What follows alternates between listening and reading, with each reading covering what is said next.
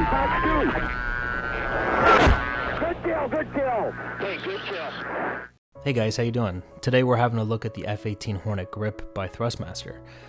They sent me this stick about a year ago, and they said, do a review about it at some point. They did not give me a time period to do it. In fact, they said take your time. So I used it for about a year now, and I think it's a good opportunity to do a review after a year and tell you what my thoughts really were on this stick. As you watch this video, I'd like you to keep in mind that I use this stick every day for the past year, and all of the buttons are perfect, pristine. There's no chippings. So I think it says a lot about the quality of this stick. I'm constantly making videos with it. It's getting used for many hours a day, and it's just like, and I'm not easy on it, like I use it however I want. I bash it around sometimes to get the footage I need, and it's perfect. Look at it. It's beautiful, pristine, not one problem. So I think in terms of durability, it's hard to knock this stick. I think it's done fantastic in that department. It's very smooth. The buttons feel extremely high quality. I'll have a little segment there where I'll click some buttons for you and you guys can listen to the feedback.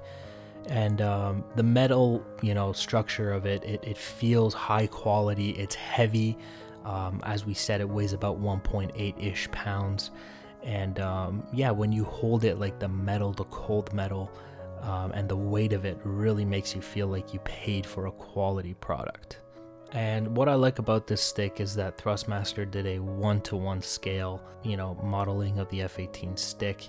And I think the F-18 stick is a particularly special one because it's got so many buttons and it gives you so many options for, things you want to bind to these controls. Never once in any of the DCS aircraft that I've used have I had a shortage of buttons on the joystick when I've been using this stick specifically. There's always enough buttons to bind the most critical things to. Now, ever since Thrustmaster sent me this stick, it has been 90% primarily what I use. I switch a little bit to some other stuff, sometimes back to the A-10 stick, but I always find myself coming back to the F-18 just because of all the button selections, the durability, and just how well it feels.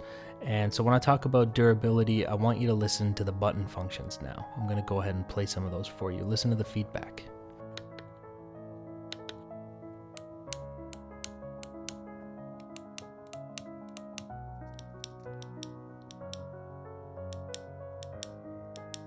So I'm sure you guys could hear just from the simple clicking of the button, the feedback that you were getting, that these are high quality buttons.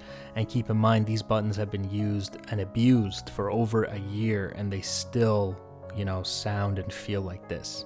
And let's compare it with the A-10 stick by Thrustmaster.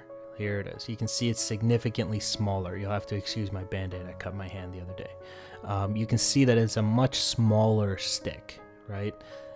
The A-10 stick. The F-18 stick, much larger, to me feels higher quality. Not that the A-10 stick is bad, but the F-18 stick, in my opinion, is at a different level. So there it is. That's the size difference. Significantly larger stick. So I'd like to take a minute at this point and talk about one of the concerns about this stick that I've heard often, and that's that it's too large for the average hand. I wear size large gloves. I don't think I have, abnormally large hands. And I think the average adult male should not have any problems pressing buttons on this stick. You can see here, I can comfortably reach all of the buttons and, completely comfortable. I don't need to change my hand position at all to do that. I can reach everything perfectly. If you're wearing size medium gloves, or if your hands are a little bit smaller, throughout your life you've noticed that, you may struggle with this stick. It is a large stick, but I don't think it creates problems in terms of reaching buttons. And now a look at the rear buttons. You can see once again I'm pressing everything comfortably. I can reach everything, no issues there. And another thing you're going to notice that's a difference between the A-10 stick and the F-18 stick, the A-10 stick has this hand rest at the bottom for your hand. It obviously stops your hand from sliding down, gives you a place to rest your hand. And you'll notice here the F-18 stick doesn't have it, so your hand can slide down. Now notice that I'm forcing my hand down. My hand is not slipping down. What I've noticed is due to the curvature of the stick, your hand actually rests where your palm is on the stick. and your hand doesn't slip down like you would think it would. So the handrest doesn't seem like a huge issue to me. It seems more like a subjective thing. Maybe you like it, maybe you don't. But in terms of necessity, I don't think it's necessary. I've never had my hand slide down the stick like that. And so you can see here the extreme curvature of the stick, and I hope it becomes clear how the positioning of your hand on this stick supports the weight and your hand doesn't really slide off, again, due to this curvature. So that brings us to the one issue that I do have with this stick, and it's this weapon selector switch. Again, it feels good, but it's this grooving on the top. It makes your hand or your thumb almost slip off sometimes, just because it's not creating enough friction as you swipe to the left. And so that's a minor issue in my opinion, but it seems more like something you got to take up with Boeing or whoever made the stick in real life, because that is how it is in the real Hornet. As you can see here, demonstrated in this real Hornet cockpit. I think real pilots won't struggle with this kind of thing because they'll be wearing some sort of glove, which will create that added friction. This brings us to the two-stage trigger of the stick, and I think it's very nice. The way it snaps back out is a little bit weird, but it's not problematic. It's smooth going down, stage 1, stage 2. Very happy with the trigger.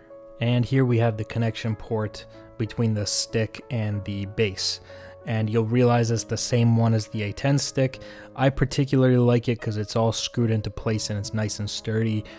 We've seen other sticks where this mechanism here is literally a loose wire, which, you know, I found kind of problematic because the wire would twist amongst itself and create problems.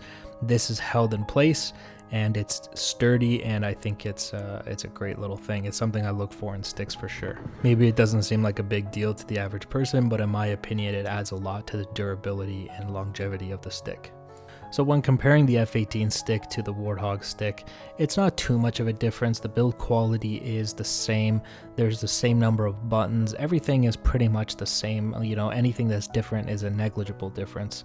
And both sticks feel like they're pretty high quality. But for reasons I can't explain, I always find myself tilting back to the F-18 stick. Maybe it's just the layout or the way that the buttons actually make sense in my brain. And I often hesitate to throw my weight behind a specific product and say that this is the best one or this is all that I use.